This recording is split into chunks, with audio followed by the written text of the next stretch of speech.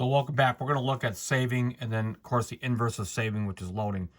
Now, what's important to understand is that the saving and the loading are sort of, they're initiated in two different ways, which can be very confusing, which I totally understand, so especially if you're new to the MPC. So let's just take a look.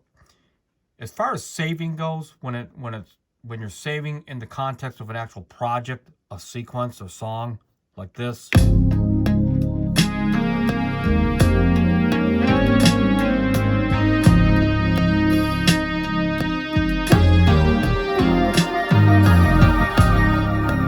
Okay, so when you're saving in the context of actual compositions, like in this example, one of the best ways to do it is actually save as an actual project. So in that project is going to be everything that you hear for the most part, and any instrument with the exception of plugins, external MIDI, and CV gate. It's going to save, in other words, it's going to save all your sample-based tracks or instruments. Instruments that are generated by either a plugin, even the internal plugins, or external MIDI or CV control voltage. Just the settings will be saved, but not the actual sounds. Just important to know that if you're new. So quite simply, if I go into menu and I hit save, you have the save project as, and that gives you the opportunity to create a folder, or potentially if you got a second version of another project, it gives you an opportunity to save that same data with a different version number. So a good start is just to save as. And then you save, it will allow you to direct a folder. Now I already have this saved to kind of speed things up. But what you do is you create a folder and you can save it. And when you save it, it's going to ask me if I overwrite it. And it's going to save all that information, in this case, any additional information that I had done since the last time I saved, of course. And that's a basic save command. Now, what if let's just talk a little bit about loading now. So this project that I just created, let's say I want to start from scratch and I want to load that. Now, one of the things that might be confusing to new MPC users is the act of loading. So loading is not done by using the menu. As you can see, you can't even see load in here. So loading is done through browsing, at least as of the current firmware 2.13.0. All right, which is the latest firmware. So loading has to be done through the browser. So if I hit the browser and I go to places and I find that file that I just saved it to, which is under songs. All right, and it's under Ballad HD. When I load this, it's going to load everything exactly how I had it.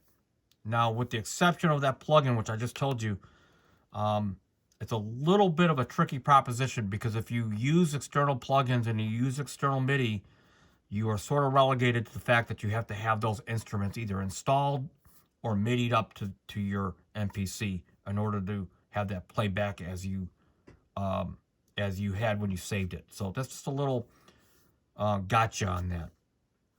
So quick tip is, if you can sample and you can get your key groups and your external instruments and you can sample those and turn them into key group instruments like this one here.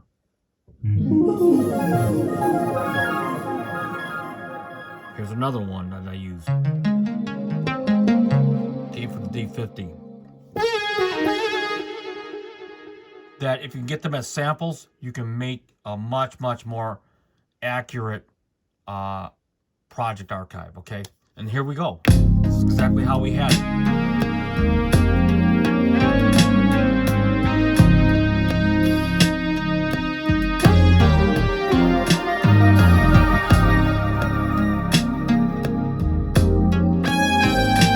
Okay, now saving and loading, as far as saving goes, not always are we in a situation where we were saving a project. For example, you might want to just save an actual sound that you had edited. So if I were to go into here and I were to monkey with this to the point, and I'm just jumping right now, but if I were to monkey, let's say the ADSR, the envelope, right? or some kind of dramatic change that makes me want that sound sort of in a different, like create a new sound out of this particular preset, then maybe you might want to actually save just that actual program. And there's a couple ways of doing it. One way is to go in the browser, as I showed earlier, not the browser, but into the main page, and you hit save, and you can save that key group, and you can save it to whatever folder you want, and you can save it like that.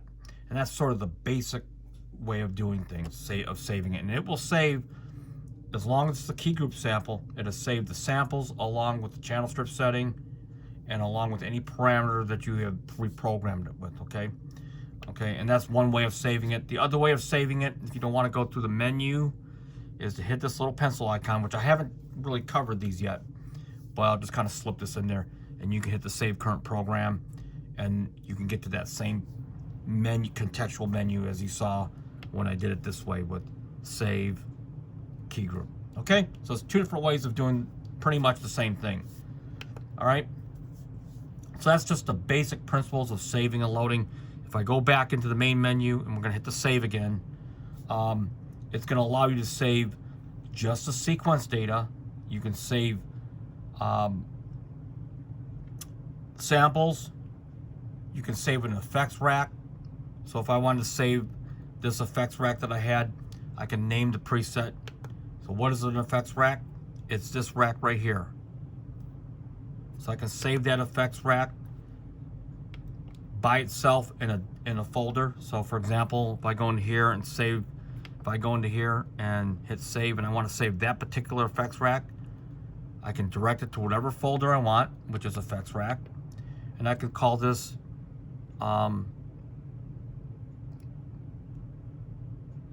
sweep, just for this example, and I'll save it right here.